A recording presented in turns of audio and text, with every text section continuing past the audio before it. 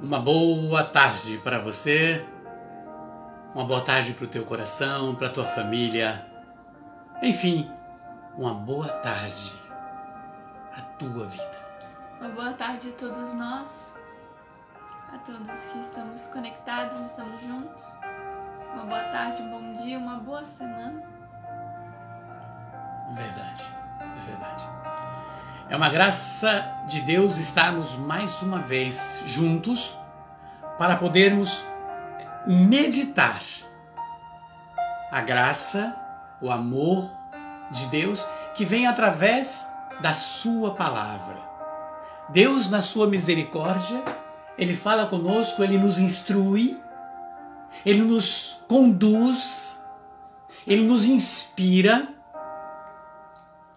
E Deus, na sua palavra, Ele vem nos amando. Como um pai que aconselha, que chama o filho, que vai conduzindo o filho, Deus, na sua palavra, vem a cada dia renovando nossos sentimentos, nossos pensamentos, renovando a nossa audição, a nossa visão, a nossa fala. Enfim, o Senhor vem nos renovando. Não é, Isadora? Sim, ele vem como o próprio Cristo diz, né? Que a partir dele somos novas criaturas, então ele nos renova todos os dias, né? Ele vem para nos renovar, para mudar as coisas que nós estamos deixando ultrapassadas, né? Os pensamentos velhos ele vem transformar, não é mesmo? É perfeito, perfeito. Esse é o sonho de Deus para a vida de cada um de nós. O sonho de Deus é sonhar os nossos sonhos. Mas é preciso que nós compreendamos que os nossos sonhos têm que estar dentro do coração de Deus. Dentro do coração do Senhor. E por quê? Porque a Ele é feita toda a vontade dEle na nossa vida. Então, veja, é a vontade do Senhor na nossa vida. É a vontade do Senhor a nos conduzir. É a vontade do Senhor a nos elevar, não é? O Senhor vai nos encaminhando para um tempo de paz, um tempo de graça, um tempo de vida, um tempo de conversão para uma salvação. O Senhor, Ele vem nos mudando e moldando as nossas vidas a cada dia, a cada momento, a cada instante. Ele vai nos dando uma nova visão, Ele vai nos dando um novo jeito, um novo sentimento. Por isso que vem a dizer a palavra do Senhor, renovai os vossos sentimentos. Renovai os vossos sentimentos. Quer dizer, quando Ele está dizendo renovai os vossos sentimentos, renovai as vossas ações, a vossa fala, os vossos pensamentos. O Senhor vem nos renovando. É por isso que o tema da live desta tarde, o tema da live dessa tarde é: você é convencido ou é convertido? Né? Somos convencidos ou somos convertidos? É preciso que nós tomamos consciência e ciência desta verdade.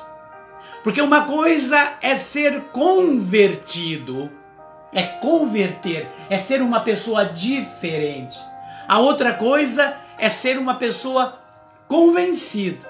Você muitas vezes é convencido que você está correto, que você está certo. Você tem o convencimento dentro das suas convicções que você está fazendo certo e que você está certo. E você muitas vezes se convence disso. E até mesmo pelo lado racional. O nosso lado racional nos faz pensar assim. E nos faz muitas vezes sermos conduzidos pelos desejos da carne. E que fazemos? Extrapolamos e eximamos os desejos do Espírito na nossa vida. Por isso que o tema ele é propício. Somos convencidos ou somos convertidos? A palavra que o Senhor vem nos trazer nessa tarde é uma palavra rica, uma palavra cheia, uma palavra onde nós possamos olhar, dar um mergulho nela, nós vemos dentro dessa palavra que o Senhor vai nos dar, dentro do pano de fundo desta palavra, o Senhor vai mostrar, o Senhor vai direcionar para nós o que é que Ele está dizendo, o que é que Ele diz para nós, qual é o caminho que Ele vem direcionar dentro desta palavra. Nós vamos, como os bons garimpeiros, dar o nosso máximo para nós e para você. Vamos fazer de tudo para sermos os melhores garimpeiros, para garimpar o que está no pano de fundo desta palavra, para que o Senhor nos instrua e nos mostre a diferença entre o convencido e o convertido. É isso, Isadora? Sim, com certeza. Por isso, no livro de Atos dos Apóstolos, o Senhor vem mostrar para nós no capítulo 9. O capítulo 9 de Atos dos Apóstolos, Deus vem nos dar uma direção, Atos 9, de 1 a 19, sobre essa questão essa conversão. O nosso processo de conversão. E o Senhor vem mostrar toda uma alusão, mostrando para nós, dentro do processo da conversão, daquele que se tornou um dos maiores e o maior evangelizador, aquele que se tornou seta, mas seta potencializada que ultrapassava todas as barreiras de incredulidades. Paulo entrou em vários lugares, em várias situações por onde ele andou, e Paulo enfrentou situações terríveis, mas antes disso, tinha todo o processo do homem Paulo, do centurião, do general, daquele que tinha como autoridade dada a ele para executar, para prender, para açoitar, para fazer o que, principalmente contra os cristãos, principalmente contra todos aqueles que professavam Cristo, que professavam a palavra, que tinham um desejo por Deus e principalmente pelo Nazareno, por Jesus. Paulo, ele era aquele intransigente, ele era aquele perseguidor ferrenho. E ele fazia de tudo para poder matar, prender, açoitar. Aonde ele soubesse que tinha alguém que estava professando, falando de Cristo, ou perseguindo todos os cristãos, ali estava Paulo mandando o recado, cartas, porque Paulo queria solucionar e eximar os cristãos daquela região toda. Se tornou um perseguidor ferrenho em Jesus e de todo aquele que professava a sua palavra. Paulo nutria no seu coração um ranço de não querer aceitar, de não querer entender, porque era sabido por Paulo que aqueles homens estavam manipulando algo contra o seu rei, o seu chefe, o seu superior, contra aquela região. O lado racional do homem carnal de Paulo foi tomado por uma grande ira. E ele partiu para cima de todas as formas, fazendo de tudo para destruir. Mas num grande momento, num processo aonde Paulo perseguia muito, não só os cristãos, mas principalmente Jesus, o próprio Senhor, em um certo momento, Paulo se depara. A gente precisa ser rápido. Paulo se depara no momento do seu caminho com os seus soldados, com aqueles que estavam com ele, uma grande luz vinda do alto, toma conta de Paulo. Ofusca o olhar de Paulo e leva Paulo, joga, arremessa, e Paulo é arremessado ao chão. Paulo vai para o chão. Paulo jamais imaginava, poderia imaginar que aquela seria uma das metas de Deus. Aquele que tanto perseguia, aquele que tanto era tido e visto pelos cristãos e sabido por muitos como o grande perigo, como a grande parede contra a grande pedra, quando o grande mal contra o cristão era Paulo. Enquanto Paulo estava fazendo tudo para perseguir os cristãos, Jesus estava perseguindo Paulo. Paulo não sonhava que ao mesmo tempo que ele perseguia Cristo e os cristãos, Jesus também já o perseguia. Paulo já estava no sonho de Deus. Quero dizer para você, dentro de todo esse lado racional, do eu sei, do eu sou, do eu posso, do não aceito, quero dizer para ti, por mais que você persegue, por mais que você espezinha, por mais que você critique, por mais que você ache uma razão humana para criticar, para não aceitar a palavra de Deus e aquilo que é de Deus, Deus tem um sonho para você. Você é um sonho de Deus. Você é a menina dos olhos de Deus. Porque dentro desse homem Paulo, racional, carnal, ferrenho, perseguidor, sanguinário que Paulo era, logo estava ali a menina dos olhos de Deus. Era Paulo. Querido e querida, é muito importante nós olharmos para dentro da leitura, vamos ler, para que nós possamos mergulhar nessa passagem. Mas mergulhando nessa passagem, nós vamos ver aonde é que nós nos encontramos dentro dessa passagem. Aonde é que nós vamos nos ver dentro desta passagem, nos tempos que estamos vivendo hoje. Diz a palavra no capítulo 9 de Atos 9, de 1 a 19. A passagem diz: enquanto isso, Saulo só respirava, ameaçava e morte contra os discípulos do Senhor. Apresentou-se ao príncipe do sacerdote e pediu-lhe cartas para sinagogas de Damasco, com o fim de levar presos a Jerusalém todos os homens e mulheres que achavam seguindo a essa doutrina. Durante a viagem, estando já perto de Damasco, sabiamente cercou uma luz resplandecente vinda do céu. Caindo por terra, ouviu uma voz que lhe dizia: Saulo, Saulo, por que me persegues? Saulo disse: quem é, Senhor? Respondeu: eu sou Jesus a quem tu persegues. Duro de recalcitrar, com um arguilhão. Então, trêmulo e atônito, disse ele, o Senhor: que queres que eu faça? Respondeu-lhe o Senhor: levanta-te e entra na cidade, aí será dito o que deves fazer. Homens que o acompanhavam enchiam-se de espanto, pois ouviam perfeitamente a voz, mas não via ninguém.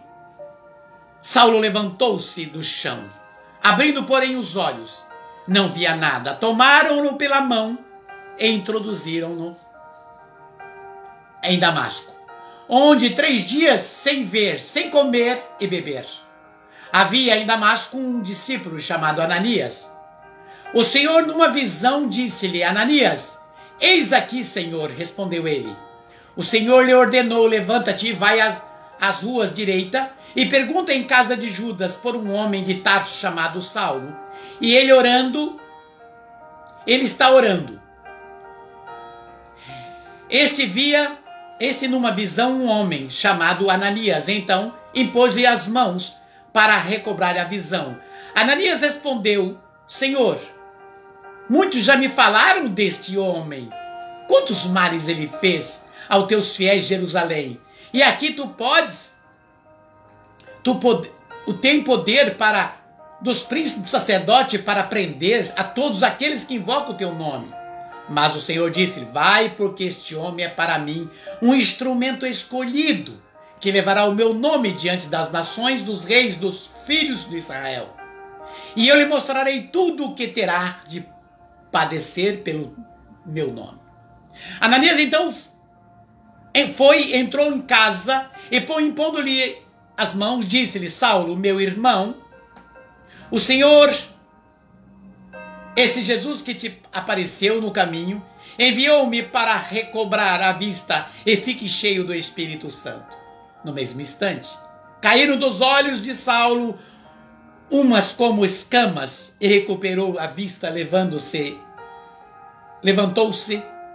e foi batizado. Depois, tomou o alimento e sentiu fortalecido. É preciso compreender dentro desta passagem. E é preciso nós compreendermos os tempos que estamos vivendo. Nós que muitas vezes nos achamos e nos convencemos que somos convertidos. Que temos a conversão no Senhor. Nós muitas vezes tomamos o martelo do jugo de Deus para condenar. Para dizer quem é o correto, quem está certo, quem está errado. Muitas vezes nós vemos pessoas, nós que muitas vezes intitulamos cristãos convertidos, mas na verdade somos convencidos de que nós somos santos, que nós somos cristãos. E aqueles que estão no mundo não são. Esquecemos que se Deus teve um plano e tem nos chamado e tem nos dado o seu carinho, o seu entendimento, uma nova visão de alegria e paz, esse mesmo amor que Deus tem por mim, Ele tem por você e tem por aquele que longe dele está, como era o caso de Paulo. Paulo, ele perseguia para matar, para prender, para espezinhar. Mas Paulo era um dos sonhos de Deus. Paulo era a menina dos olhos de Deus. Nós precisamos entender que muitas vezes nós vemos falar que tal pessoa da nossa rua, do nosso bairro, da nossa cidade, do nosso país, é um transgressor. É alguém totalmente fora das leis, é alguém um sanguinário. O que devemos fazer? Orar. Porque pode estar ali a menina dos olhos de Deus. Pode ser a pessoa, este irmão, a menina dos olhos de Deus. Nós que muitas vezes nos convencemos que somos convertidos, mas na verdade somos convencidos que somos convertidos, nós achamos no direito de dizer quem é que está certo, quem é que está errado. Nós fazemos um pré-julgamento e começamos até mesmo a olhar para as pessoas que estão na caminhada, medindo por aquelas que eram antes. Veja, quando Ananias diz para Jesus: Senhor, mas ele não. Ele manda prender, ele tem poder, Senhor, ele persegue os cristãos. Jesus disse para Ananias: eu preciso dele. Eu necessito dele. Ananias disse para o Senhor: eu preciso dele. Logo, Ananias entendeu que era a vontade do Senhor, que atrás daquilo que Ananias via em Paulo, Ananias tinha uma visão do homem, do olho carnal, do olhar humano. Deus tinha o olhar divino para Paulo. Deus tem um olhar divino para aqueles que estão perdidos, que estão aí no mundo, que estão aí fora, que muitas vezes na nossa visão estão totalmente fora do caminho, fora das leis, das normas naturais e sobrenaturais. É isso, Isa? Sim, e o que você tá trazendo me lembra, por exemplo, uma pedra preciosa, né? Um diamante. Se você vê ele na forma bruta, você vai achar que é uma pedra qualquer. Então, se você olha o seu próximo pelas ações que ele está fazendo, porque ele é hoje, você não está olhando com o olhar de Deus, porque Deus olha para a pedra bruta e já vê ela lapidada. Ele sabe o que vai, a beleza, o brilho que ele vai dar para essa pedra, o polimento que ele vai dar, o cuidado que ele vai ter. Então ele olha com o olhar do lapidador, daquele que vai transformar aquela pedra bruta em algo precioso. Então nós temos que olhar para o outro com esse olhar fixos na pedra preciosa que ele pode se tornar, no que com as qualidades dele ele pode se tornar. Então nós temos muitas vezes, por sermos convencidos que somos convertidos, como você trouxe, nós olhamos e julgamos o outro. Porque nós estamos em Cristo, nós estamos do lado da verdade, mas a gente não é o dono da verdade. Nós não somos os juízes, nós estamos do lado e somos filhos do juiz supremo, né? Daquele que vai julgar a todos, o único que pode condenar, julgar a todos. Então nós não temos que tomar isso para nós, porque não é nossa responsabilidade. Nós temos que olhar para o outro, não com aquele olhar. Tem aquela frase, né, que muitas pessoas falam: esse já não tem mais jeito. Isso aí não vale de nada, não vai dar em nada. Uma palavra, é uma frase que dói muito você escutar do outro e também proferir. Porque como é que você pode dizer que uma pessoa não vai dar em nada, que não tem mais jeito? Para o Senhor, todos nós temos jeitos. Algumas pessoas só tomaram caminhos errados. E assim como Saulo, né, depois Paulo, ele estava no caminho errado. Ele estava como um perseguidor. Ele estava perseguindo a Cristo de uma forma para ferir aqueles que acreditaram em Cristo. Mas ele não entendia que essa perseguição dele também era uma perseguição por Cristo. No fundo do coração dele, ele tinha uma perseguição de querer conhecer Cristo, saber quem era esse Cristo. Por quê? Porque ele tinha essa gana, essa raiva, esse ódio e tal. E muitas pessoas... temos essa frase, né, que o amor e o ódio caminham lado a lado, porque são sentimentos muito intensos. Então, Paulo tinha, ao mesmo tempo que muito ódio, ele tinha no seu coração o perseguir Cristo para saber quem é Cristo, para sentir essa luz de Cristo. Então, vendo isso, o Senhor via a pedra preciosa que ele ia se tornar. Então, o Senhor vem para ele, se mostra para ele, e a partir do momento que ele vê aquela luz, ele reconhece quem é Cristo. Ele tem um sentimento de humildade, porque ele fala para Jesus: quem é Senhor? Quem é Senhor? O que queres, Senhor? Então ele trata Jesus com uma forma respeitosa, não com aquela forma que ele tratava quem era cristão. Então ele não tratava com aquela soberania, ele teve a humildade. Isso nos traz que para sermos convertidos nós temos que ter humildade, porque se a gente não tem humildade, a gente é só convencido. A gente se convence. E o convencimento, uma pessoa que está se convencendo, ela é manipulável, ela é muda. Ela não é fixa, ela não é fiel, assim como o convertido é, porque o convertido ele é fiel, ele é constante, ele não é inconstante. Então, a conversão e o ato de se converter e não de se convencer, ele está muito atrelado à humildade. E olhar para o outro, né? Orar pelo próximo, por aquele que pelos marginalizados, né? Tanto por roubarem, fazerem coisas erradas, né? Não só ladrões, mas pessoas que têm ações errôneas, que estão no mundo, pela sua família, né? O seu próximo mais próximo é a sua família. Então olhar pelaquele da sua família, às vezes que você tem um desentendimento, que você ainda está no processo de perdão, né? Que você germinar esse amor de orar pelo outro para a sua conversão, vem desse ato de humildade, vem desse olhar que Cristo nos traz, não é mesmo? E é perfeito. Vou até pegar uma rabeira no seu caminhão. Porque isso é real. O Senhor, Ele escolhe, temos que entender, Ele escolhe quem Ele quer. E muitas vezes nós, os convertidos, que na verdade somos convencidos, que somos convertidos, nós queremos determinar quem deve vir ou não para a caminhada, quem deve trabalhar ou não para Cristo, quem deve fazer parte ou não de tal grupo ou de tal denominação. Nós muitas vezes rotulamos e colocamos um título: não, esse não serve, aquele não serve. E entender que Deus, Jesus, Ele escolheu homens como Pedro. Pedro não tinha conhecimento de leitura.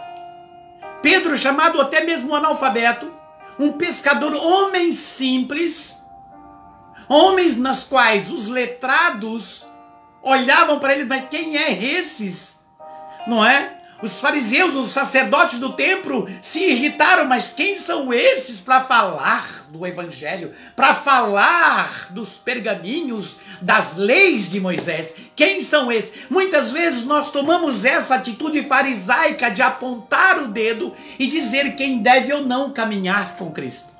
E não entendemos aquilo que você disse da pedra ali, do diamante, que pega a pedra, ainda precisa ser lapidada, mas ela tem um valor imensurável e Deus sabe o valor. E depois de lapidada ela vale 10 vezes mais, mas ela já tem um valor. É preciso nós compreendermos que o Senhor, Ele escolhe quem Ele quer, e a hora que Ele quer, como Ele quer, do jeito que Ele quer, e Ele faz o que Ele quer. Foi o que Ele fez com Paulo. Agora é importante entender que Paulo teve algo interessante. Paulo não se converteu, Paulo foi convertido.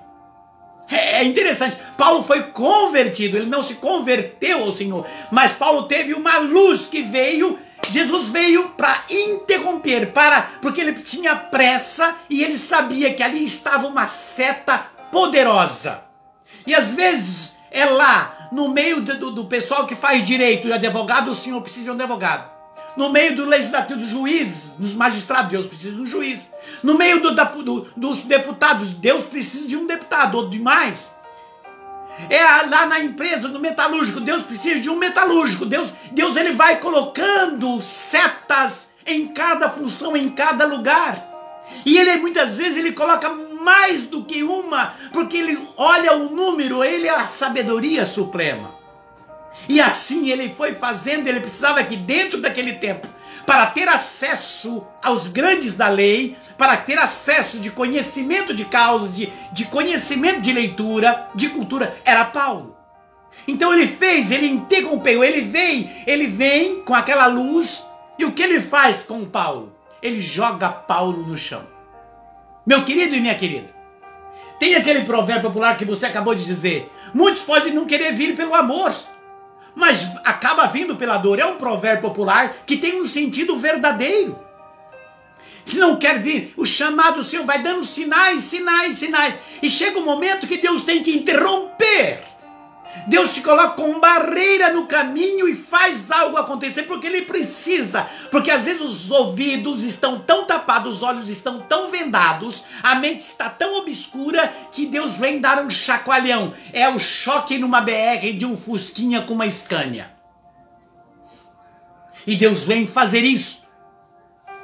Veja, enquanto Paulo perseguia Jesus, Jesus perseguia Paulo. Jamais Paulo podia imaginar que o sonho dele, ele era um sonho de Deus.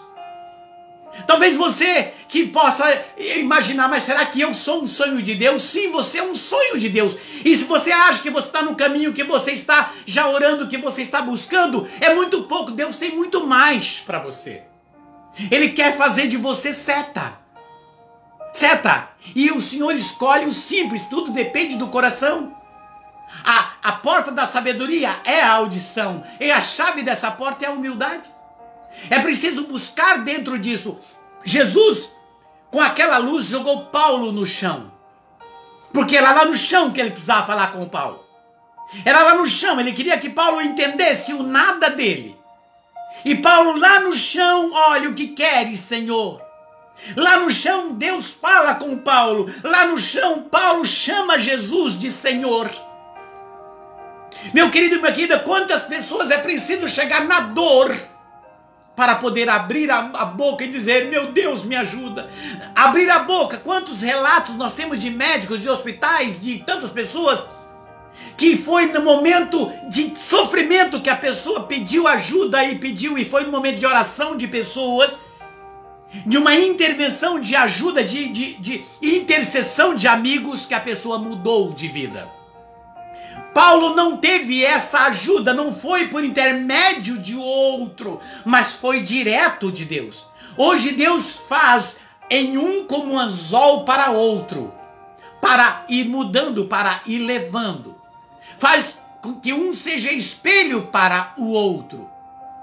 Por isso Deus jogou Paulo no chão, para que Paulo ali conhecesse o lado da humildade, do ser humano, do ser nada. E ali ele pudesse ter um encontro pessoal com Deus, porque em cima aonde Paulo estava, Paulo não via. Muitas vezes no alto do nosso racional nós não enxergamos. Do nosso eu sou, do eu sei, do eu posso, nós não enxergamos. Por isso, uma das maiores conversões mais lindas do evangelho é a de Paulo. Deus, na sua infinita sabedoria, fez o que com Jacó? Durante todo o processo de Jacó, da caminhada de Jacó, o seu pai tinha dito, e Jacó vai lá para lá do lado do tio, e lá fica, trabalha um tempo, tem esposa, e o coração ainda conturbado, ainda não tinha, o Deus não era o Deus de Betel, era o Deus de El Betel. Então Jacó ainda não tinha, e no processo do caminho, Jacó ainda mesmo, Deus se manifestando para Jacó ainda cheio de medo, de incredulidades, Jacó luta com Deus, diz a palavra. E Deus faz o quê? Faz Jacó ir ao chão, toca no tendão de Aquiles, no fêmur de Jacó, e Jacó vai ao chão, faz de Jacó um homem manco. Jacó vai ao chão, perde as forças, e lá no chão ele agarra no Senhor e não solta o Senhor. Com dor, Deus tocou no tendão de Jacó e jogou ele no chão. Na luta durante toda a noite com Deus. E jogou Jacó no chão, e Jacó segurou e disse: eu não te solto, eu preciso de ti. E foi ali manco que ele levanta e reconhece Deus como Deus da sua vida, Deus de Betel. O Deus de Betel, o Deus de Jacó, que era o Deus de Abraão, de Isaac e de Jacó. Que ele conhecia o Deus de El Betel, que era o Deus de Isaac, de Abraão e de Isaac. Mas ainda não era o Deus dele. Muitas vezes nós precisamos entender que o Senhor muitas vezes tem feito isso e faz isso. Até mesmo para aqueles que são chamados convertidos, que na verdade são convencidos. Quantos que na caminhada vai ao chão, mesmo estando no caminho? Jacó era de família cristã, era de família que temia o Senhor. E aí o que acontece? Dentro desse processo, Deus manda ele ao chão. Muitos na caminhada não entendem por que vai ao chão. Deus pegou o Nabucodonosor e jogou o Nabucodonosor lá no meio da mata e fez dele um bicho. Ele precisava entender e compreender. Deus, ele vai mudando, ele pode. Muitas vezes aqueles que são tidos como feras, como mal, devoradores, sanguinários. Está aí alguém que Deus ama e quer fazer dessa pessoa um instrumento dele. Quando Jesus diz para Paulo: por que me persegues? Paulo ouve aquela voz e vai ao chão. Por que me persegues? E vai ao chão. Quando Deus fala em Isaías 55, versículo 6, se me ouves, comereis excelentes manjares. Deus diz: se me ouves, comereis excelentes manjares. Hoje há muitos Paulos resistentes por aí. Há muitos Paulos resistentes em muitos lugares, em muitas ruas, em muitas denominações, em muitos grupos de orações, em muitas igrejas. Há muitos Paulos que estão ali como espiões de 007, na verdade, para ver o que está acontecendo. Que são muitas vezes aqueles que são analíticos do mal, que estão ali para ver e apontar os defeitos, que não caminham, estão junto, estão no meio, mas não faz parte daquele meio. Com ideologias como nós vemos hoje lá em Brasília, nos meios dos deputados federais. Quantos que trazem umas ideologias do demônio, querendo destruir o evangelho, querem mudar a Bíblia, querem tirar passagem da Bíblia, querem mudar o conceito da palavra de Deus, como se pudesse mudar. Homens que são chamados às casas de leis no âmbito federal, estadual e muitos municípios por esse Brasil. Homens que são o contraponto, que vem lutando para tentar destruir a palavra de Deus, destruir o conceito de família. como era Paulo lá atrás. Deus pode tocar nesse arguilhão, tocar como fez com Paulo, jogou Paulo no chão, como fez com Jacó, jogou Jacó lá no chão. Deus pode tocar essas pessoas. Agora depende de nós, que muitas vezes assistimos isso e que sabemos disso, não apontar o dedo para essas pessoas, não apontar o dedo para uma autocrítica destruidora para essas pessoas, porque Paulo era tido e visto como um homem fora da lei, aquele que perseguia os cristãos, aquele que batia, que prendia, aquele que queria eximar os cristãos. Mas Paulo era o sonho de Deus. Enquanto Paulo perseguia os cristãos, Jesus perseguia Paulo. Enquanto Paulo perseguia Cristo, Cristo perseguia Paulo. E Paulo, ele tinha um ranço contra o cristão, e Deus tinha amor no coração dele para com Paulo. E nós muitas vezes que somos chamados convertidos, na verdade somos os convencidos, nós apontamos o dedo para aquelas pessoas que não estão na igreja, ou até mesmo aqueles que estão na igreja, ou até mesmo aqueles que começaram a caminhar, ou que estão num grupo ou de uma pastoral. Nós apontamos o dedo para a pessoa dizendo: essa pessoa não serve, essa pessoa não sabe, e começamos a medir esta pessoa pelo que a pessoa era, não pelo que a pessoa é. Sim. Paulo, ele passou, só um pouquinho, ele passou a ser amado. E não olhavam para Paulo, os seus irmãos, tanto que Ananias chama ele de irmão. Quando Ananias recebe o mandato de Jesus para impor as mãos sobre Paulo, a primeira coisa que Ananias fala: irmão, Jesus mandou impor as mãos em você. Veja que lindo. Ananias esqueceu quem Paulo era. Antes Ananias falou: não, Jesus, ele nos persegue, ele mata, ele prende. Jesus: não, eu preciso dele. Nesse momento Ananias diz: irmão, Jesus mandou eu vir aqui pedir o Espírito Santo para você. Veja que lindo. E hoje as pessoas olham para as pessoas da igreja e começam a medir as pessoas pelo que eram, não pelo que é. E basta um tombo de alguém, uma fraqueza de alguém, para essa pessoa não fazer parte mais nem do meio, nem do coração, e muito menos das orações. Então aí a pergunta que fica: somos convertidos ou somos convencidos? Jesus, ele nos pergunta para nós. Porque quando Ananias vai ao encontro de Paulo, que Paulo recebe aquela luz, que Jesus manda Ananias e a Paulo, Ananias encontra Paulo com 3 situações: cego, não via nada. Encontrou Paulo orando, veja, orando, e em jejum. Paulo recebeu aquela luz, ficou cego, não enxergava nada, estava orando e fazendo jejum, e tinha recebido.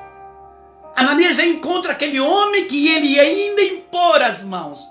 Muitas vezes nós, os chamados convertidos, apontamos o dedo para as pessoas, dizendo: essa pessoa não ora, essa pessoa não serve, não é de Deus. Olha a atitude dessa pessoa.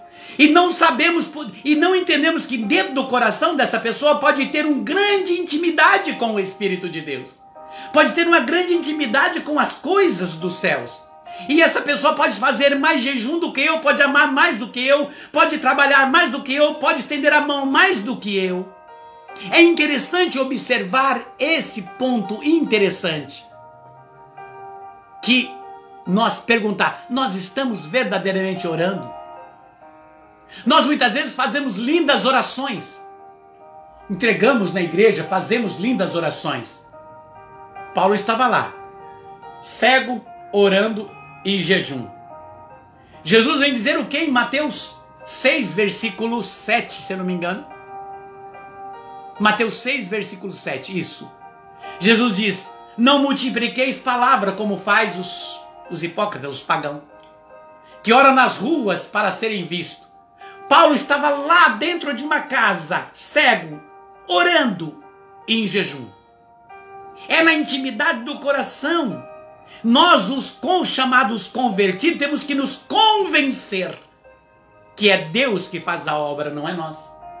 Deus nos dá a vara para pescar, quem trata do peixe é Ele. Hoje nós queremos pescar e tratar do peixe. É isso, Isa. Sim, verdade. E dentro do que você está trazendo, né? Quando muitas vezes nós, como cristãos convencidos e não convertidos, nós não entendemos que a conversão é um ato diário, né? Todos os dias nós temos que nos converter. E todos os dias Deus nos dá a chance de nos converter. Então, quando você citou Jacó, né, que vinha de uma família cristã, e só depois, muitos anos depois, que ele vem se converter e aceita Deus como seu Deus mesmo, e a aliança dele, né, dele com Deus, naquele momento que ele luta com Deus, se torna muito forte.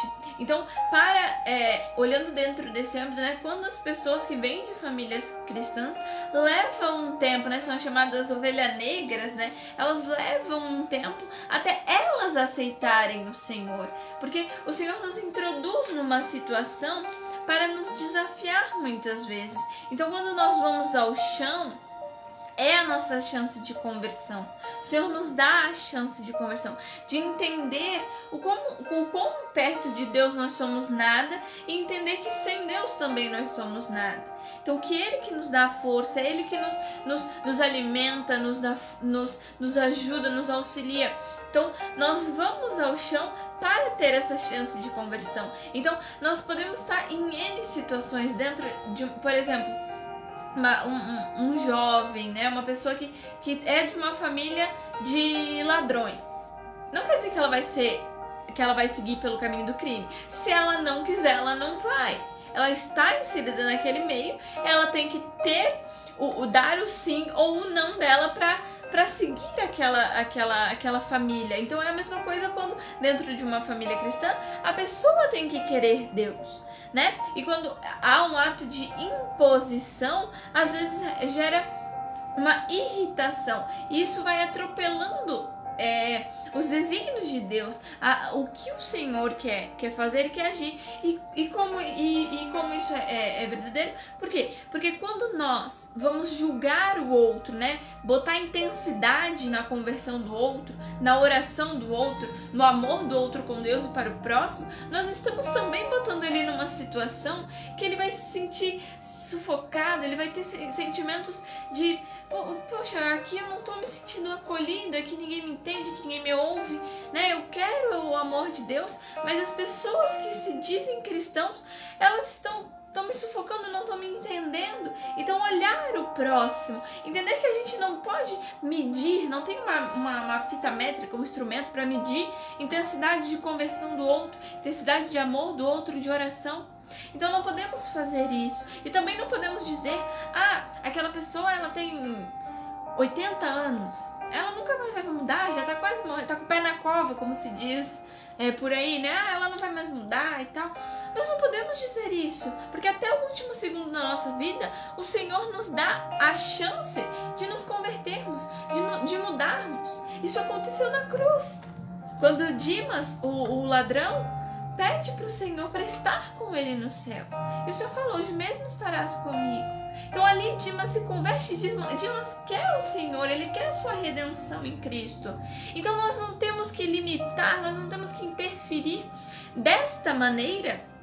E não podemos dar pitaco, né, palpite dessa maneira na vida do outro. Nós podemos fazer assim como Ananias fez, auxiliando a pessoa por Cristo. Nós temos vários auxiliadores que nos auxiliam na caminhada, que nos introduzem na caminhada, né? Seja um pregador, um padre, um leigo que vai nos ajudar, vai nos apresentar a Cristo, vai nos orientar, vai mostrar o caminho por meio de Cristo, né? Porque somos usados pelo Senhor para ajudar o outro nesse quesito da conversão também. Então temos que entender que nós temos que ser cautelosos, agir com sabedoria, com humildade quando vamos falar com o outro. Não podemos criticar, menosprezar, botar defeitos e acabar estragando o processo de Deus, o processo de trabalho de Deus com o outro. Então temos que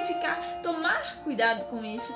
E quando você traz o ponto que o Senhor, que Ananias encontra Paulo, né, que ele está em jejum, orando, e cego, né, ele está numa situação crítica. Para ele, realmente é só Deus que vai ajudar ele, porque ele não sabe o que fazer, tanto que ele está orando. Ali ele já tem, né, a gente já vê como realmente o que você traz, que ele foi convertido, né, isso, né, ele foi convertido por Cristo, né, ali, que desde o momento que ele vai ao chão e questiona quem é o Senhor, ele já começa o converter-se dele, né?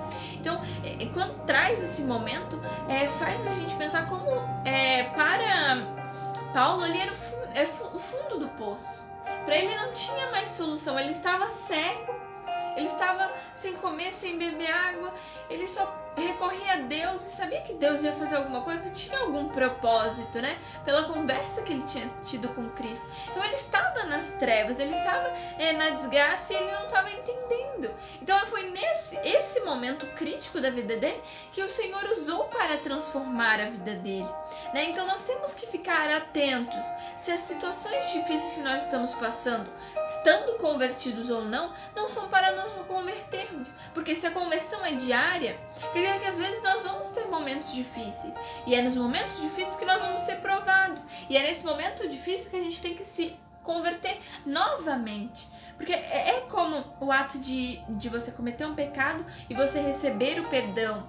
Você não vai tirar da sua cabeça, não vai excluir da sua cabeça, não é que nem a gente faz no computador, né? Aperta o delete e não aparece mais.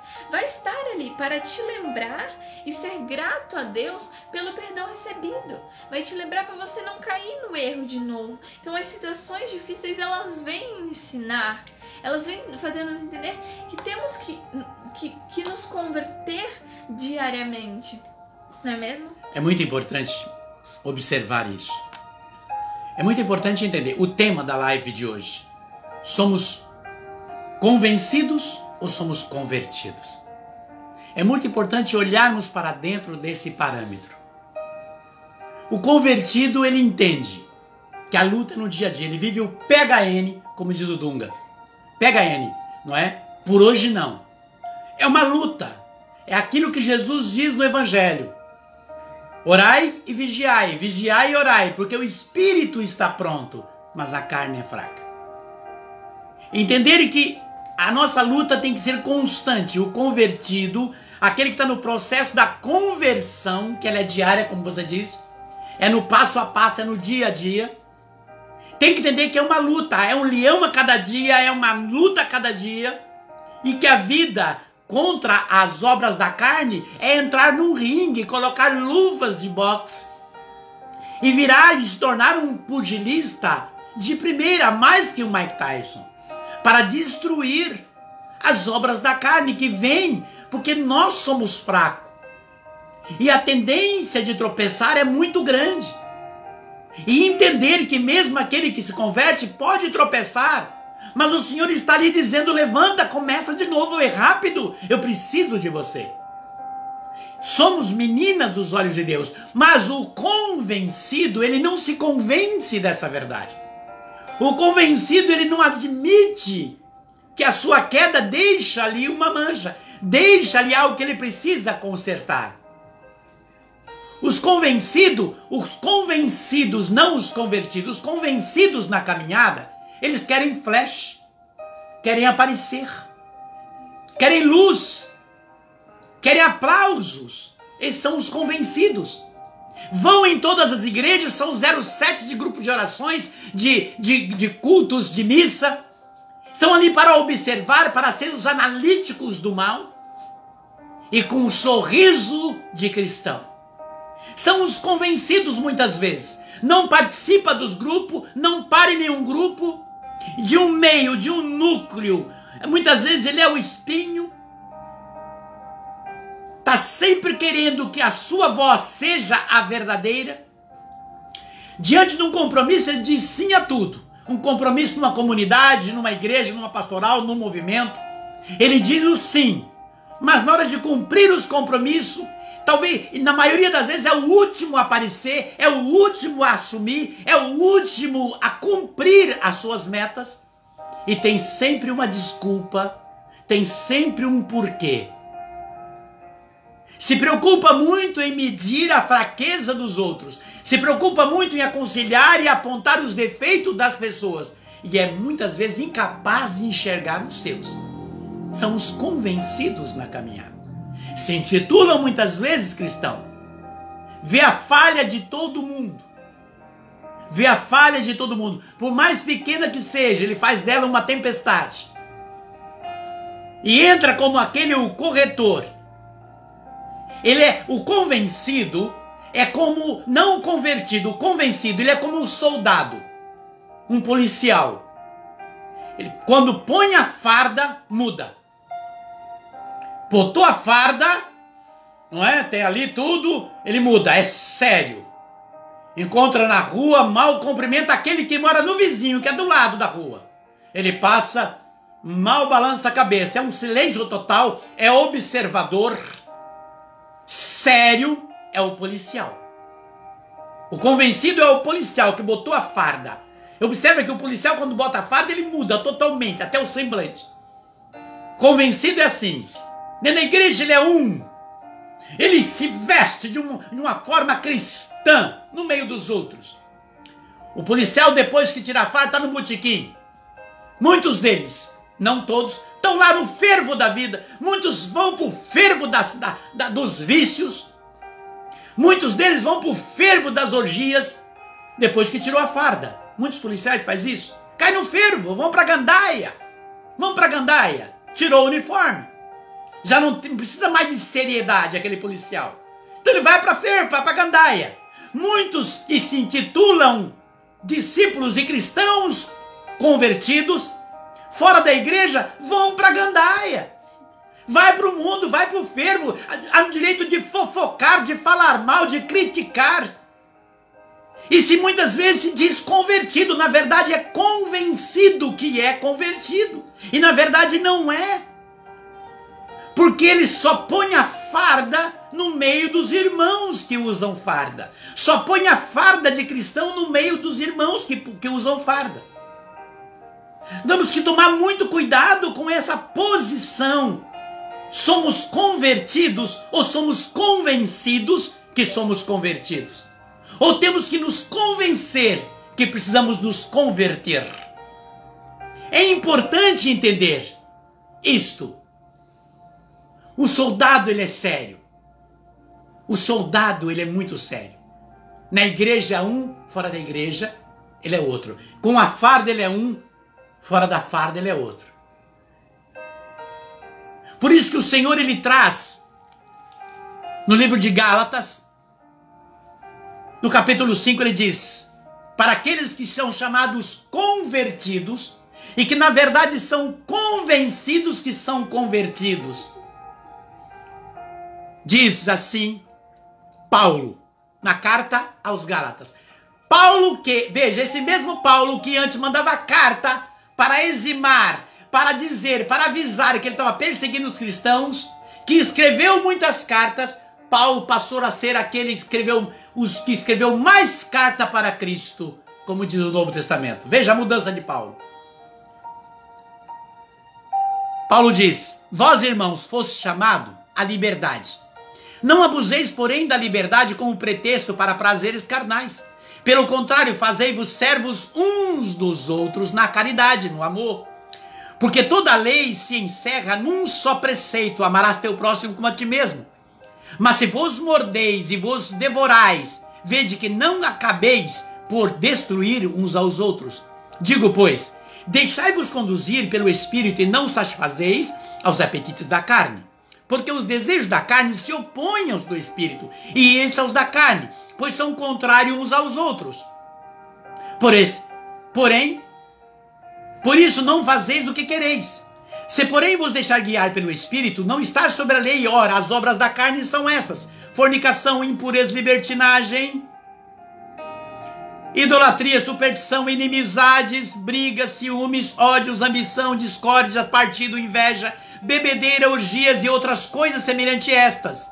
E dessas coisas vos previno como já vos preveni. Os que praticam não herdam o reino de Deus. Ao contrário, os frutos do Espírito é o amor, a alegria, a paz, a paciência, a afabilidade, bondade, a fidelidade, a brandura, a temperança. Contra essas coisas não há lei. Pois os que são de Cristo crucificam a carne com as paixões e as concupiscências.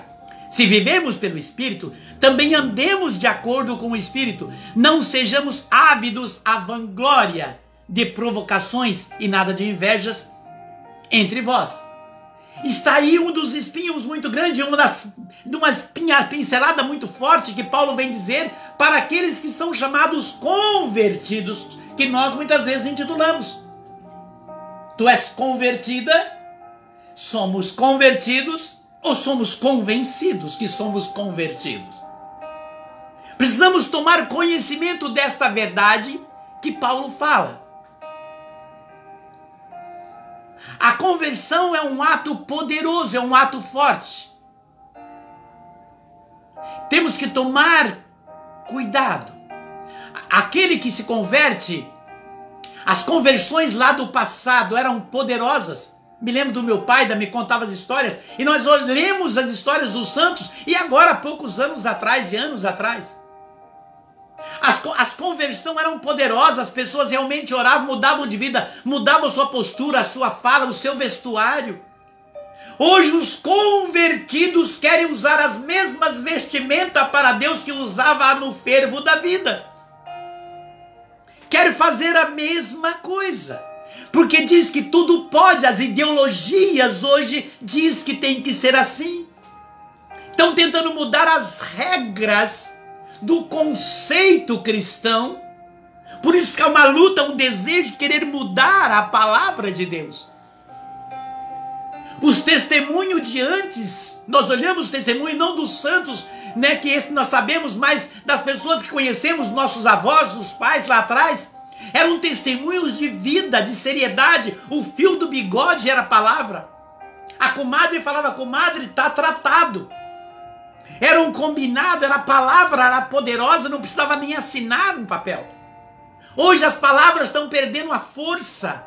As palavras estão perdendo a força, a amizade está ficando em segundo plano.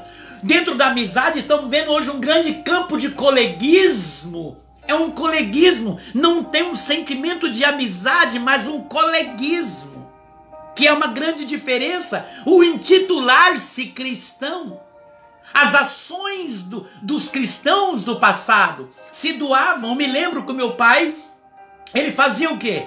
Matava um porco na sexta-feira, criava muito porco, ele fazia questão de distribuir um pratinho para cada vizinho, um pratinho. E aquele pratinho voltava com pão, com bolo, voltava às vezes com 2, 3 ovos. Havia essa partilha, eu me lembro muito bem disso.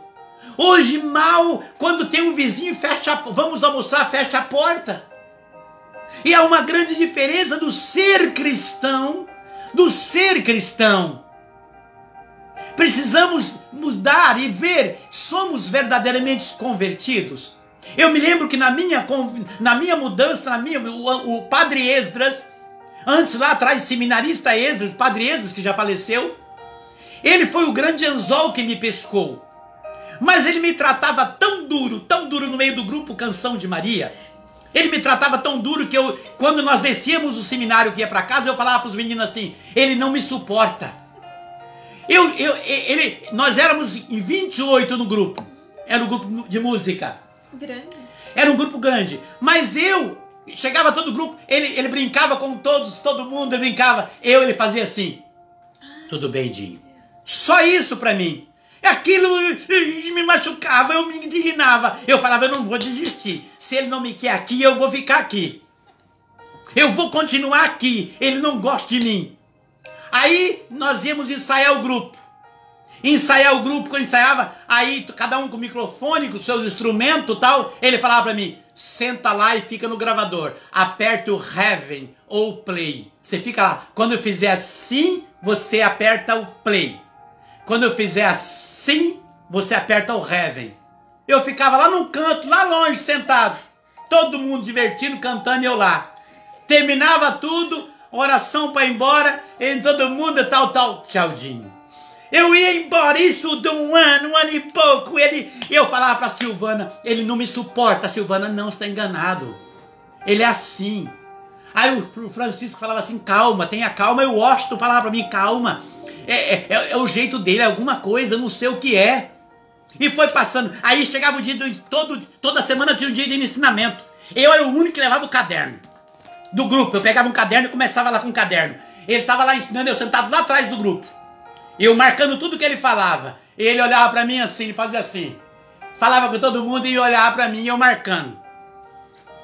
E ali foi. Passado quase 2 anos e pouco, num retiro, que era o tema para a Sérvia, o tema era Maria, nesse retiro,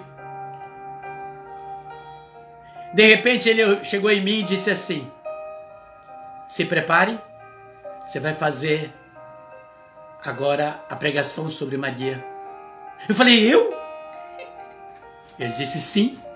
A irmã Teresa disse sim. Eu não posso. Ela disse, realmente não pode. Quem está em você pode.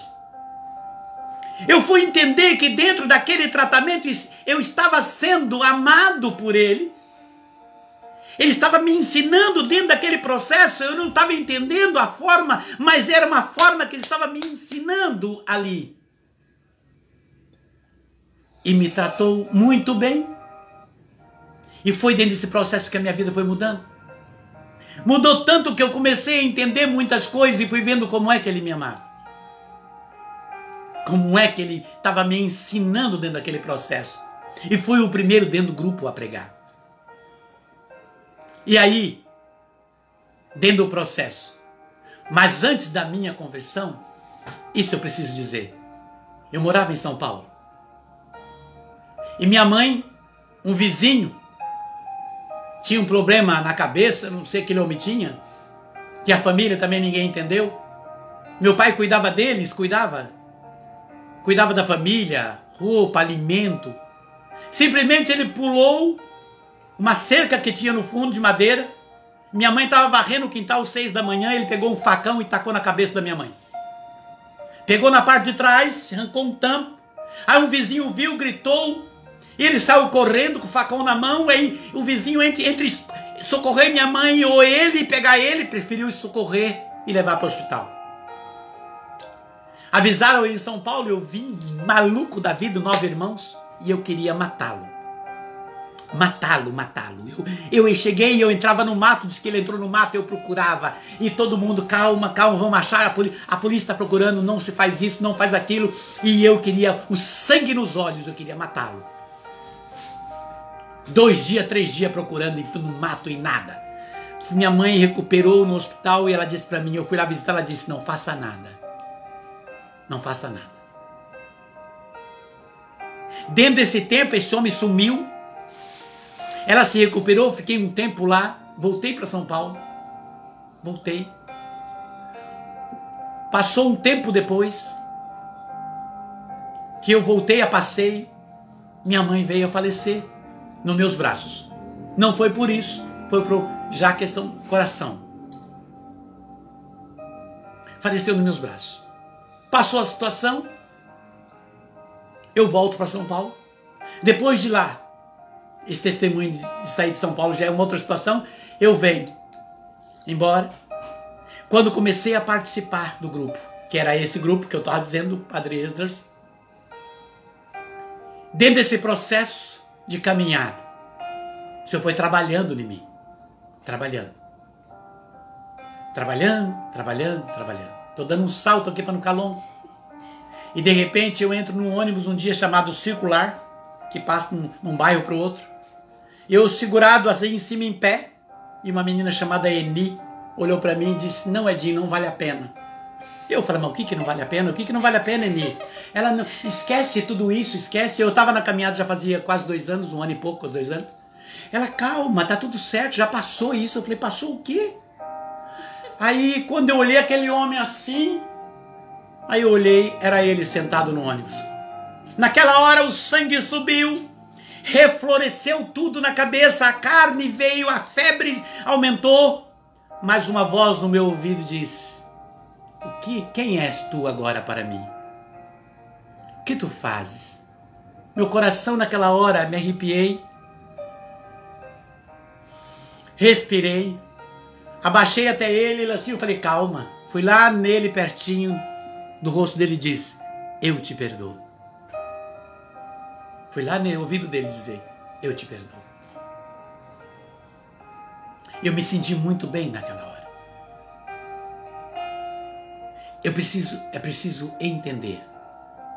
Depois, contando isso para um amigo meu de Siqueira Campos, chamado Zélio, ele me conta que ele teve que evangelizar o cara que ajudou a matar o pai dele na cadeia. Ele mudou de vida e ia visitar o cara e evangelizar o cara que ajudou a matar o pai dele.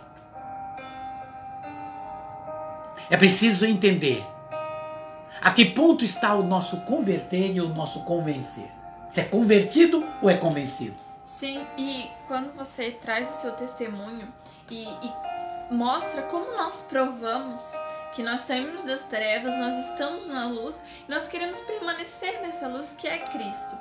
Nós queremos permanecer nessa luz que é Cristo e que nós nos provamos dentro desses desafios, né? Quando você deixa a sua carne, né? Você diminui a voz dela lá embaixo, deixa ela no mudo, esquece ela e deixa o seu espírito falar.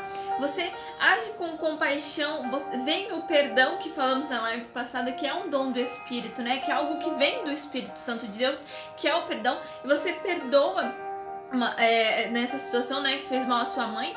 Então mostra que nós estávamos nas trevas sem o Senhor, nós estávamos no escuro, nós estamos na luz e nós queremos permanecer na luz até depois da nossa passagem pela terra, né? Mas quando nós deixamos a carne falar mais alto, quando nós deixamos nos seduzir pelo mundo, quando vem coisas para te desviar do caminho da conversão em Cristo, e você se deixa levar, né? Você vai acabar indo pelo balanço da rede, né? Não tem umas falas assim, né? Você acaba se deixando levar pela onda. Tem até aquela música, né? Camarão que dorme, a onda leva. Então você vai diminuindo na fé por N situações, você é arrastado de volta para a escuridão. Esse segundo momento, esse segundo estágio de você conhecer a verdade e voltar para, podemos dizer, a mentira, que é o contraponto da verdade, né? Voltar para o que não é certo é pior do que o primeiro. Porque você conheceu Cristo, você sabe todo o poder dele, todo o amor dele, todo o perdão dele, toda a misericórdia dele. Mas você se deixa se enganar pela facilidade do mundo, pelas ilusões, por esses pontos que Paulo vem trazer em Gálatas, que você trouxe antes. Você se deixa levar porque é mais prazeroso, porque é mais chamativo, é mais fácil. Você se deixa levar. Então esse segundo momento, após você estar na luz e você escolher estar porque é uma escolha, você escolher estar nas trevas é pior do que o primeiro. É igual Jesus vem trazer em Mateus 12, do 43 ao 45, né, que quando o espírito mau sai de um homem, ele sai por caminhos errantes e em busca de outro lugar, e ele não acha. Então ele resolve voltar e ele encontra o quê? A casa limpa, arrumada, enfeitada, cheirosa, bonita.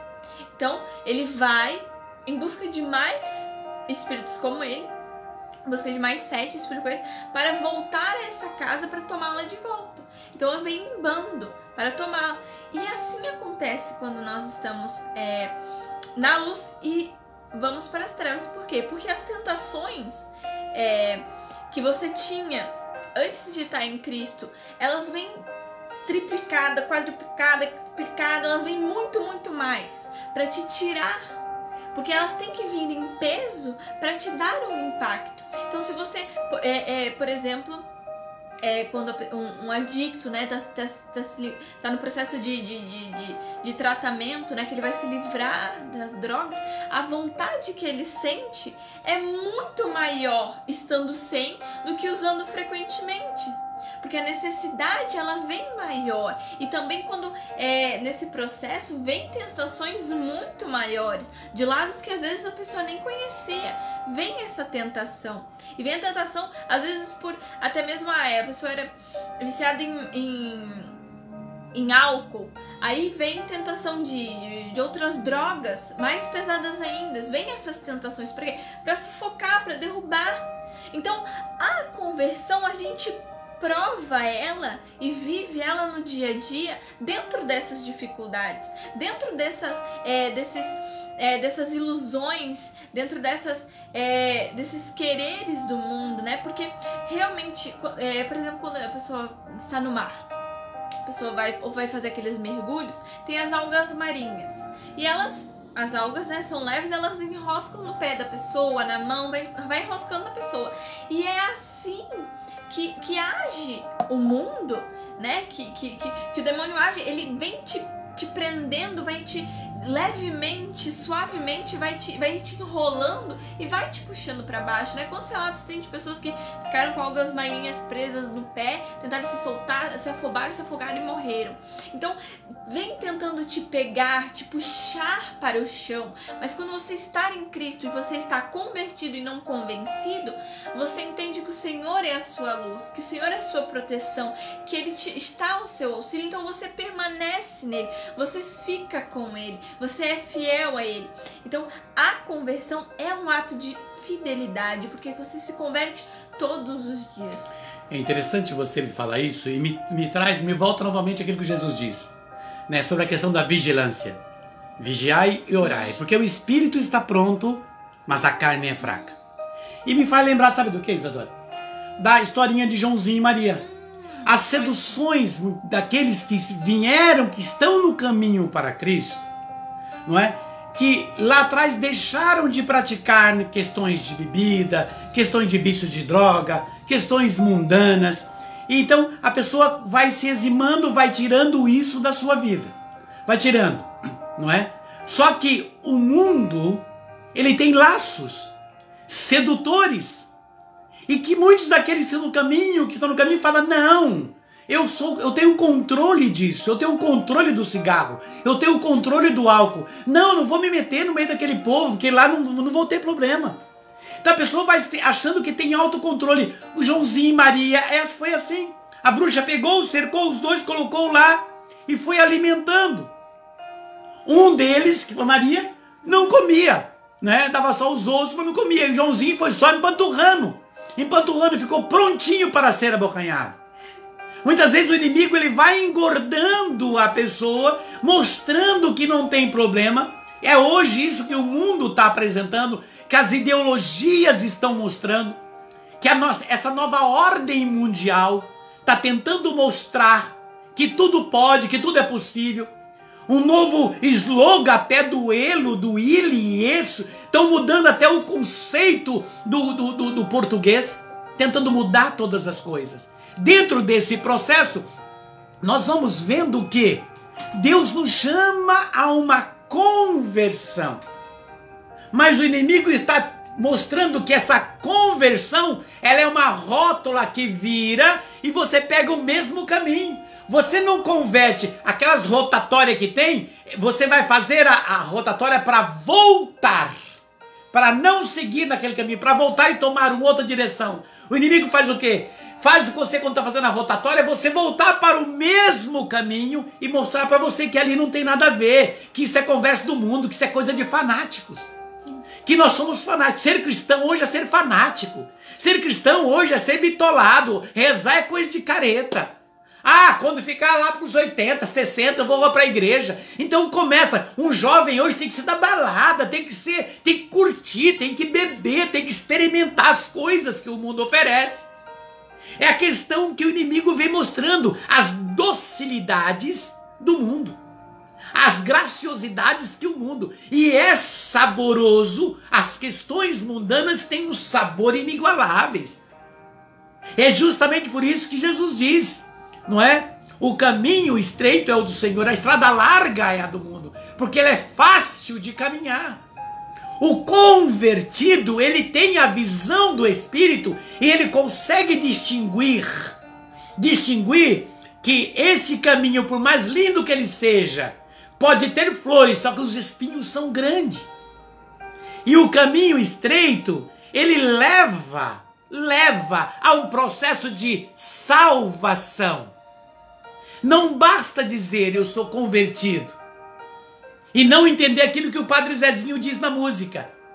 Um dia, ele diz, um dia uma criança me parou, olhou-me nos meus olhos a sorrir, caneta e papel na sua mão, tarefa escolar para cumprir. Me perguntou no meio de um sorriso o que é preciso para ser feliz. Padre Zezinho responde, amar como Jesus amou, sonhar como ele sonhou, viver como ele viveu, sorrir como ele sorria, não é? E ao chegar ao fim do dia, sei que dormiria muito mais feliz. Aí o Padre Zezinho diz, depois que eu terminei de refletir, seus olhos não saíram do papel. Olhei para o seu jeitinho a sorrir, pedi que eu transmitir fosse fiel. E ela deu-me um beijo demorado e ao meu lado foi dizendo assim, amar como Jesus amou. Então veja, esse conceito de amar como Jesus amou, não é? Começa quando eu, o convertido, eu tenho que ter amor próprio. Quando eu vejo que aquelas coisas ruins vão me fazer tropeçar e ir para o buraco e não vai me trazer paz, que vai me trazer arguras de um fel para a minha vida. E que o conselho de um pai é sempre o conselho de um pai. Um conselho de uma mãe é sempre o conselho de uma mãe. Que ser cristão não é ser careta, é ser alguém que tem bom senso. Que tem o discernimento de ver as coisas como elas são. Ser cristão não é abdicar, não é estar, não é fazer parte mais do mundo, não é passear, não é ir mais pro lazer, não é ter uma festa, não é dançar. Não, ser cristão não é deixar. Ser cristão é ser luz nas trevas e sal na massa. Jesus nos chama a sermos diferentes. Um dos significados da palavra santo significa ser diferente. Estou do mundo, mas não sou do mundo, sou de Deus. Posso estar no meio, mas não sou do meio. Veja, Paulo, ele era tido como um fora da lei, como um ladrão.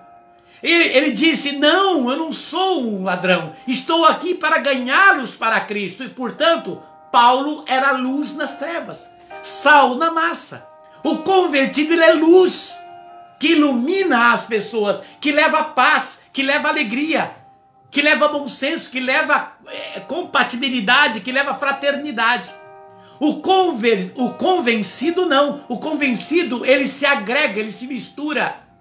E ele acaba se contaminando com este meio. Deus disse para Moisés, tire a sua sandália, que o lugar que você vai pisar é um lugar santo. O convertido entende que aonde ele pisa é um lugar santo. Que aonde ele caminha é um lugar santo, que ele tem que caminhar nas pegadas de Jesus. Ele tem que caminhar nos passos do Senhor. Fazer aquilo que o Senhor fez. Muitos desejam ver Deus. Tem um desejo de ver Deus, de estar com Deus, mas não quer ter Deus aqui na terra. Quer ver Deus no céu quando for, mas aqui na terra não quer ver Deus. Tem o desejo de estar com Deus no céu, mas não quer ter o desejo de estar com Deus aqui na terra. Os convertidos não se dobra às ideologias. Não se dobra àquilo que o mundo oferece.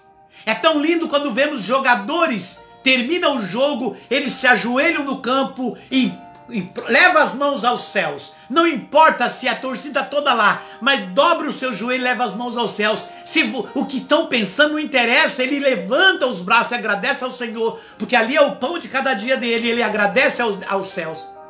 Às vezes num time de 11 tem um que faz isso, mas ali aquele um é luz. Nós temos que perguntar até onde eu estou sendo luz. São Paulo vem dizer em Romanos 1, versículo 32. Aquele que aplaude, aquele que erra, erra junto. Aquele que aplaude aquela pessoa que é omisso, que não aconselha, e que não tem problema, viva. E que você acha que estou fazendo? Não, está certo, é você. Não. Esse que aplaude aquele que está no erro, está errando junto. O convertido, ele é luz. O convencido, ele se contamina, ele vai junto nessa balada. Ele deixa-se levar. Muitos querem Deus, mas não querem largar dos vícios. Querido e querida, temos que entender que Deus, ele é unícono. Unícono. Quer dizer, em Deus está uma face de leão e a face do cordeiro, na mesma face. Ele é a justiça e a misericórdia. Ele é o justo e o misericordioso. Deus é bom, mas Deus não é bobo. Deus é a misericórdia, mas Deus também é a justiça. Deus me ama, mas Deus também corrige. Deus tocou, Deus pode fazer ao chão. Para que eu possa reconhecer que cristão eu sou. E que passo que está a minha conversão. Nós temos que tomar esse ponto de decisão na nossa vida. Qual o passo e aonde está o ponto de partida da nossa decisão? Porque Deus quer nos salvar. Por isso eu quero orar com você. Pela sua, pela minha, pela nossa conversão. E antes dessa oração, quero contar algo. Havia um rapaz que ele foi condenado. Eu vi isso em um dos vídeos, não me lembro, na rede social. Esse testemunho até mesmo por um pastor. Havia um rapaz que ele foi condenado à cadeira elétrica. Condenado à morte. Mas muitas pessoas gostavam dele. E houve algumas pessoas que foram buscar amigos próximos ao governador e falaram do governador quem era aquele rapaz. E que era isso, isso, e aquilo, e aquilo, e aquilo. E tentaram de todas as formas. O governador entendeu, fez uma carta de absolvição, uma carta de perdão e colocou no meio da Bíblia, se vestiu de pastor e colocou o clésima, a Bíblia aqui e foi para a prisão. Chegou na prisão, quando aquele rapaz preso na grade lá olhou para ele, já vem, me encheu o saco. Ele falou assim, eu quero falar do amor que está aqui dentro dessa Bíblia para você. Não quero saber. Eu quero dizer para você que aqui dentro está a sua salvação. Aqui dentro está a sua saída, aqui dentro. Não quero saber. Eu preciso mostrar para você, eu te dar o que está aqui dentro. Eu não preciso do que está aí dentro. Eu vou te dar a última chance. Vamos, eu quero mostrar e quero que você ouça isso. Ele gritou mais alto. O governador, vestido de pastor, saiu e foi embora. O carcereiro foi lá até a grade, aonde ele estava, e disse para ele, mas como tu fois bobo? Porque aquele pastor aqui, não, aquele não era o pastor. Aquele era o governador. Dentro daquela Bíblia estava a sua carta de perdão. Você ia ser solto. Ele veio aqui para perdoar todas as suas dívidas. E você ia ter a sua liberdade, estava a sua salvação. E ele falou e você não quis. Ele se fez de pastor e veio aqui para você. Chegou no dia da condenação, que ele ia para a cadeira elétrica. Perguntaram para ele qual a sua última palavra. Ele falou, quero deixar um recado e quero falar de mim. Que eu estou sendo condenado. Ele disse, eu vou ser condenado agora à morte. Não pelo que eu fiz. Não por tudo que eu fiz que me trouxe essa cadeia. Mas estou sendo condenado porque não aceitei o perdão de Deus. Eu não aceitei a carta de amor de Deus para minha vida. Querido e querida, Deus não nos condena por aquilo que fizemos, porque Ele nos ama. Ele abomina o pecado, mas Ele ama o pecador. Deus está dando para você e para mim uma chance para a salvação. Porque Ele quer nos salvar, Ele quer nos resgatar, Ele quer nos elevar, Ele quer nos conduzir. Eu não sei qual é a sua situação. Não sei como está a confusão da tua mente, do teu coração, a tua caminhada, o teu procedimento, a tua verdade, a tua fidelidade não é comigo. Mas com Deus eu preciso cuidar da minha, como a Isadora precisa cuidar da dela. Nós precisamos cuidar da nossa. Eu estou dizendo para você que não importa, o que importa é a sua decisão. E você perguntar para você, como nós perguntarmos para nós, Isadora, somos convencidos ou somos convertidos? Estamos convencidos ou estamos nos convertendo? Nós queremos nos convencer que somos convertidos? Ou somos convertidos verdadeiramente? Por isso nos convencemos que ralamos, mas estamos em Cristo.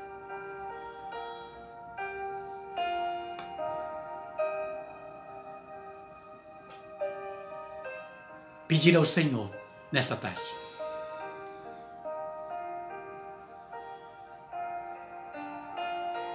Olhar, que o Senhor faça com que você possa conduzir o carro na estrada da sua vida. Por isso o carro da sua vida, o para-brisa, o vidro do para-brisa, é bem maior do que o vidro do retrovisor. O vidro retrovisor é muito pequeno. O Senhor deixou o para-brisa bem grande porque Ele disse para você olhar para frente. Se você dirigir a sua vida olhando muito para o retrovisor, você vai bater o teu carro. Então não fique olhando lá atrás o que você fez, o que deixou de fazer lá atrás. Mas o que você pode fazer agora, daqui para frente. Os passos que você vai dar. Os passos que nós vamos dar. Deus querido, Deus amado, diante da sua misericórdia, do teu amor e da tua bondade, vem em socorro. Dai-nos força, Senhor, para que possamos verdadeiramente nos converter. Converter a tua palavra, a tua verdade ao teu coração. Converter a tua luz, a força do teu Santo Espírito. Que realmente nós sejamos espelhos, Senhor, que vamos refletir a tua verdade. Espelho, Senhor, onde os irmãos vai ver tu em nós. Que nós possamos, Senhor, ser o Evangelho, Senhor. Que os irmãos vão ler em nós, Senhor, a tua palavra. Que vão ver em nós, Senhor, a mensagem dos seus mandamentos. Ó Deus, que sejamos esse sal, Senhor, para dar sabor. Que sejamos essa luz, Senhor, que para iluminar. Deus querido, Deus amado, iluminai, Senhor, jovens, pais, mães, iluminai, Senhor, pregadores, sacerdotes, pastores, líderes, iluminai, Senhor, homens públicos, seja ele presidente, ministros, governadores, deputados, vereadores, prefeitos, todos aqueles que são magistrados, aqueles que têm as leis diante de si, que têm autoridade sobre o povo. Iluminai, Senhor, com a tua luz. Fazei, Senhor, resplandecer a tua glória, Senhor, como fez na vida de Paulo. Quando a luz da tua glória veio sobre Paulo, Senhor, era a certeza que tu estava agindo e já agiu. Ó Pai querido, no nome do teu Filho Jesus Cristo, na graça do teu Santo Espírito, estendei as tuas mãos, Senhor, sobre nós. Fazei com que possamos compreender conforme e tu queres as tuas coisas para as nossas vidas. Deus querido, Deus amado, tende piedade da nossa fraqueza. Fortaleça-nos, Senhor, estenda a sua mão, Senhor. Ensina-nos, Senhor, conduza-nos, Senhor, e tende piedade, Senhor. Se não temos sido verdadeiros contigo, se não temos sido fiéis contigo, Senhor, ajuda-nos, Senhor. Ajuda-nos, Senhor, a sermos propagador da Tua verdade, a pregar, Senhor, e elevar, Senhor, o Teu amor pela Tua palavra, pelo Teu evangelho. Que a Tua luz brilhe em nós, para nós e por aqueles que estão conosco e por aqueles que se encontrarão conosco. Neste momento, Senhor, fisicamente ou pelas redes sociais. Deus de misericórdia, tende piedade de nós e abençoa-nos, Senhor. Senhor, tende misericórdia de nós, perdoa-nos pelos nossos pecados, para que em nós só haja o Teu amor, a Tua luz, o Teu Espírito Santo, para que podamos passar para os outros, seja por meio da Tua palavra, seja num conselho, tudo dentro da Tua sabedoria divina, tudo dentro do Teu perdão divino, tudo dentro do Teu amor divino, que é nos concedido pelo Teu Espírito Santo. Pai, tantas vezes somos tão fracos, estamos tão no chão, que nós não lembramos nem de como falar contigo. Por isso, humildemente pedimos, Senhor, ensina-nos a orar. Mostre-nos a luz, para que convertermos os nossos corações, para que sejamos frequentes, sejamos contínuos no Teu caminhar. Senhor, nos mostra a luz, e Tu sempre nos mostra o caminho, por Ti mesmo, pela palavra escrita que é a Bíblia, e pelos nossos irmãos, que sempre vêm nos auxiliar. Obrigada, Deus, por todos que colocaste nos nossos caminhos para nos conduzir até Ti. Sabemos que por trás deles está Tu, dentro deles está Tu, para nos guiar para o Teu caminho, para a Tua luz. Pai, obrigada por nos tirar das trevas, por clarear nossas visões, porque assim como fizeste com Paulo, por meio de Ananias, as escamas caem dos nossos olhos e nós Te enxergamos, nós vemos o futuro, nós vemos a esperança que está do Teu lado. Obrigado, Deus, por toda a Sua misericórdia e justiça, porque é dentro delas que nós aprendemos a viver, nós temos ela como espelho. Senhor, limpa-nos, limpa esse espelho que somos nós, para podermos refletir Tu e não nós, porque nós não queremos os flashes, nós não queremos a admiração, o ponto de olhar do próximo, assim como os santos. Nós não queremos isso, nós queremos Te mostrar, porque nós fazemos a Tua obra, Senhor. Obrigada por realizar ela na nossa vida. Obrigada, Senhor, por olhar para nós que somos tão nada, e fazer de nós o tudo dentro do que Tu queres.